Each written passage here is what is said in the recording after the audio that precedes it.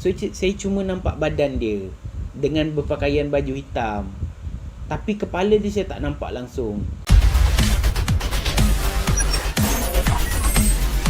So bertemu lagi kita dalam video pada kali ini.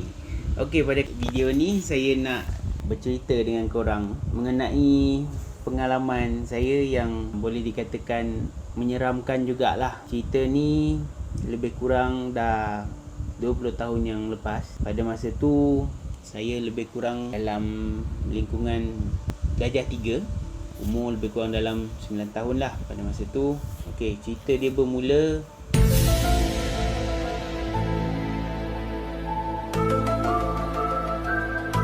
kawan dah ready dengan cerita ni?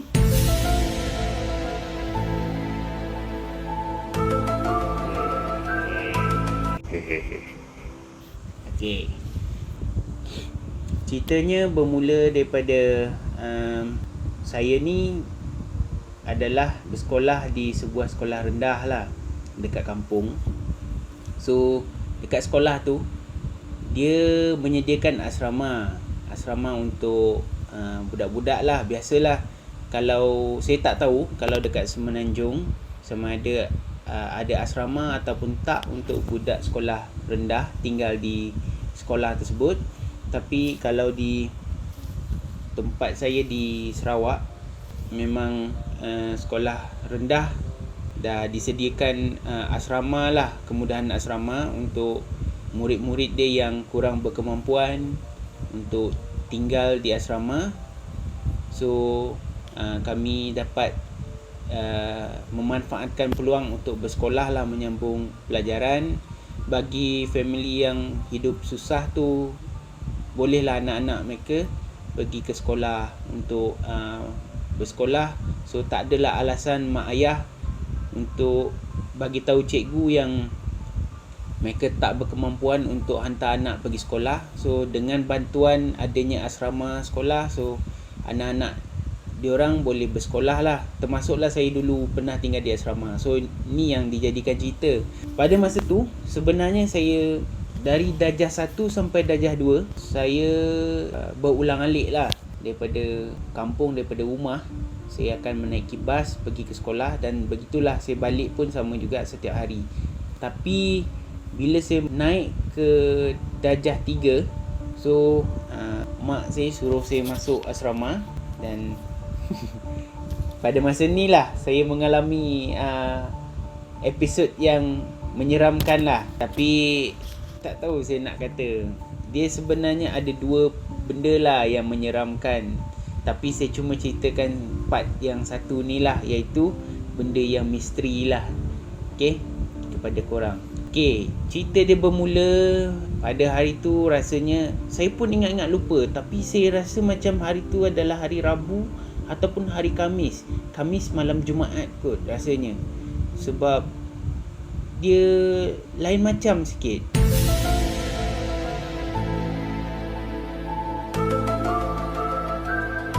Tengok, saya sekarang pun dah rasa lain macam ni, seram. Tapi tak apa. Okay, saya teruskan cerita. Dia bermula macam ni tau. Malam tu kami ada study macam biasalah. Ada study, night study ataupun macam mana, dia belajar malam lah. Dia ada belajar malam kan. So selepas pukul 9 kot, 9 ke 9.30 ke pukul 10 kan, saya pun dah lupa sebab dah lama sangat kan, benda dah 20 tahun yang lepas. So saya ceritakan balik. So selepas kita orang belajar malam tu, kita baliklah asrama. Sebab biasanya kita orang akan pergi minum malam lah, makan malam, ambil air, lepas tu ambil 2-3 keping biskut kan. So lepas tu saya rasa saya tak pergi kot ambil. So saya terus balik asrama. Saya bawa buku saya semua, saya balik ke asrama. So asrama kita orang tu, dinding dia diperbuat daripada papan. So dia punya lantai pun, lantai dia konkrit simen, tapi dia ada macam papan. So atas papan tu kita orang akan letaklah bentangkan tikar ke, bentangkan tilam ke, apalah. So kita orang akan tidur kat atas tu lah. So pada malam tu, saya ni lepas je balik daripada belajar malam tu, saya terserempak tau dengan kawan saya ni. Kawan saya ni, saya nampak dia guna baju hitam. Dia memang ni, sebab lepas dia belajar malam tu, saya nampak dia memang saya serempak dengan dia guna baju hitam. So saya pun pergilah ke bilik air, lepas buang air apa semua sebab saya nak tidur dah. Dia pun sama juga. Dia pun sebelum tidur tu, saya nampak dia macam tu lah, dia pakai baju hitam apa semua kan. Tapi saya tak sangka pula, rupa-rupanya sebelum dia masuk tidur, dia pergi mandi. Sebab biasalah, itu normal lah. Bila lepas belajar malam tu, kadang-kadang kita ni panas kan, badan panas, berpeluh, lagi-lagi yang suka berlari tu, dia berpeluh lah. Bila berpeluh tak selesa, melekit, badan melekit, so nak mandilah. So dia pun sama. Tapi saya tak tahu sebab selepas saya pergi buang air kecil dekat bilik air, so saya pun masuk. Lepas tu saya pun tidur. Bila saya punya tempat pula ni, dalam asrama tu, dekat dom untuk asrama lelaki ni, tempat saya tidur adalah di penghujung sekali tau. Tempat saya paling hujung. So saya pun apa lagi, saya bentang tikar, bentang tilam saya. So saya dah start tidur. Masa tu lampu masih on lagi, tapi saya dah tak tahan, mata saya dah tak tahan. Saya memang mengantuk gila, dah penat kan. The whole day saya dah buat banyak aktiviti, termasuklah petang-petang, waktu petang saya beriadah apa semua. So belajar pun dah, mata memang dah kuyu dah. So saya pun ambil keputusan untuk tidur awal. Bila saya tidur awal tu, okey, diorang pun dah tutup lampu apa semualah. Lebih kurang dalam lingkungan pukul, saya rasa lah dalam pukul 1 ke pukul 2 pagi macam tu, saya perasan tau, ada somebody yang tidur dekat sebelah saya. Ada somebody yang tidur dekat sebelah saya.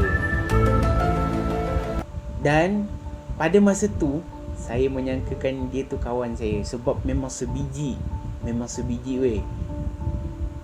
Badan dia agak gempal, tapi baju hitam.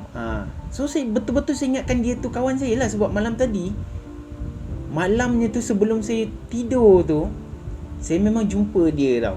Saya memang jumpa kawan saya tu. So saya expect dia lah tidur kat sebelah saya kan. Tapi saya ni dah dekat hujung para tu tau, dekat hujung dom tu.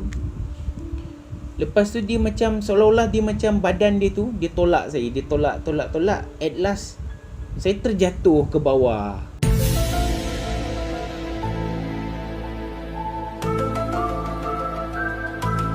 Bila saya terjatuh ke bawah tu, saya terjagalah kan. Bila terjaga tu, saya pun bangun. Terjaga balik, saya bangun. Lepas tu saya pun cakap lah kat dia, sanalah sikit kan, bagilah saya tempat. Sebab dia dah makan tempat saya. Biasalah orang tidur ni kadang-kadang dia mengigau lah, apalah, bergerak sana bergerak sini kan, budak-budak kan.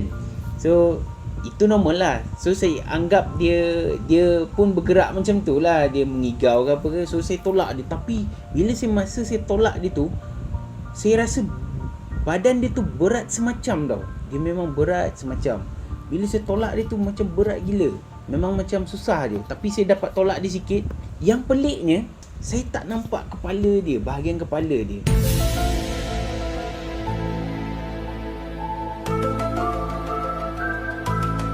Dapat rasa badan dia memang berat gila. Dan saya cuba tolak dia juga. Okey, kenapa saya tak nampak kepala dia tau?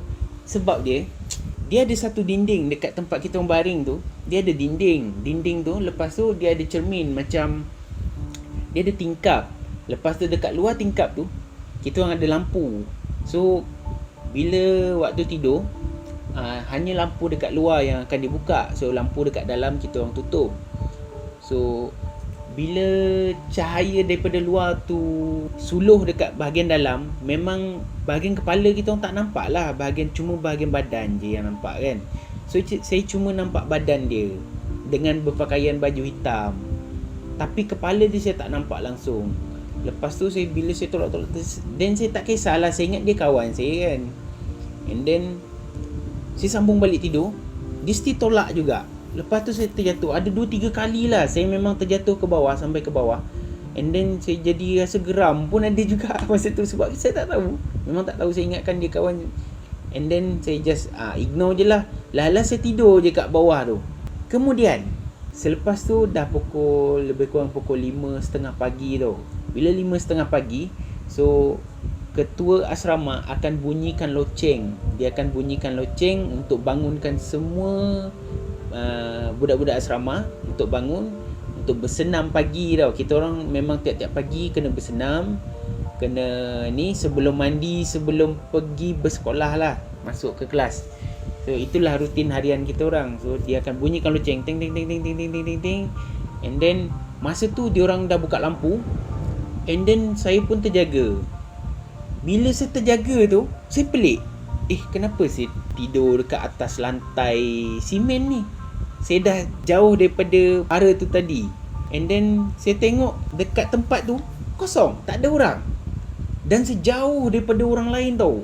Yang kawan-kawan saya yang lain semua belah-belah sana. Dia orang lebih kurang jarak dia dalam 5 meter lebih lah, jauh daripada saya lah. Sebab kita orang ni akan tidur rapat-rapat tau biasanya. Tapi tu saya memang jauh gila daripada dia orang. Saya seorang je yang paling hujung, dan tu pun saya terjatuh daripada para tu sendiri. And then saya dah pelik, mana pergi kawan saya yang pagi tadi, malam tadi kan. Dekat situ saya dah pelik dah. Lepas tu saya pergi cari kawan saya bangun, saya pergi cari kawan saya tu kan. Saya tanya dia. Dan pada masa tu saya nampak dia, dia dah pakai baju lain bang. Dia pakai baju lain bang.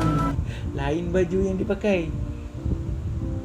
Pagi tu saya jumpa dia, dia baru bangun tidur. Dia dah pakai baju colour putih bang. Baju colour putih. Saya dah pelik, bukan kau ke yang tidur sebelah aku malam tadi? Masa tu meremang babe. Dia punya bulu roma saya tu lain macam. Saya tanya dia balik, bukan dia ke yang tidur sebelah saya kan? Lepas tu asyik tolak saya. Lepas tu barulah dia cerita, malam tu selepas saya jumpa dengan dia yang dekat bilik air apa semua, dia pergi ke bilik air tu untuk mandi tau. Rupanya balik daripada study malam tu, dia pergi mandi, tukar baju, barulah dia tidur. And then dia tidur pun bukannya dia tidur sebelah saya betul-betul, dia pun jauh sikit daripada saya juga. Dia memang tidur belah-belah sana sikit lah, dengan dekat-dekat dengan kawan saya. Rupa-rupanya malam tu memang saya tidur sorang-sorang lah, jauh sikit daripada dia orang. Dan orang yang saya anggap kawan saya yang asyik tolak saya tu adalah orang lain.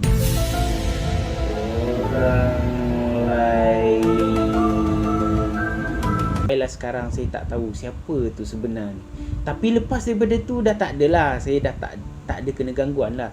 Itulah cerita saya untuk korang. So itu antara pengalaman yang saya rasa seram lah. Saya diganggu oleh makhluk macam tu lah. Tapi saya tak tahu lagi apa sebenarnya tu.